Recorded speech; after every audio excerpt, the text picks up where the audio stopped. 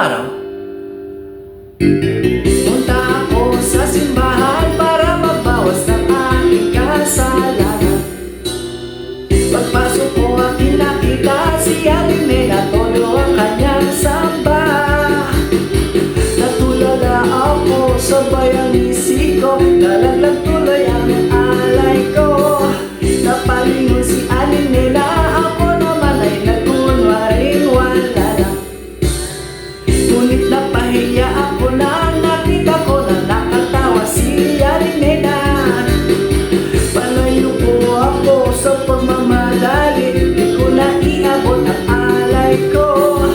Pagdating sa bahay, nagalit si nanay, pero sana uwi ko ang alay. Nagsimba lang si Aling Nena, tapos dumiretso na sa amiga.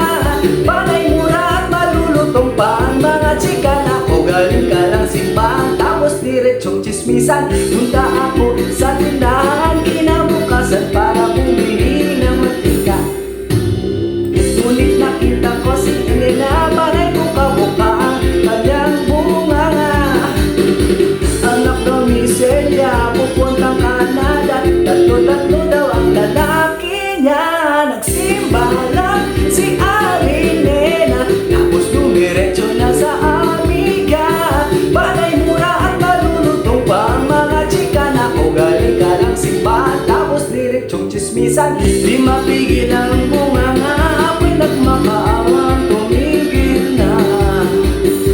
Puro chismisan araw-araw, kasama ang amiga sa tindahan niya. Ako ay pumalag at tinuro-turo siya, at di ako sinisiraan niya. Nung ako'y palis na, siya'y tawa ng tawa, at iniwan ko siyang parang tanga.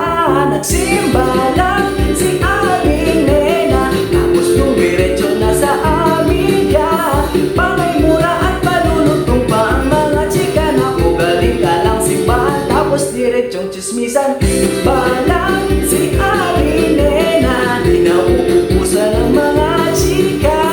Araw-araw ay nakaabang o Aling Nena, please naman maawa ka. Alam niyo nangyari? Ngawa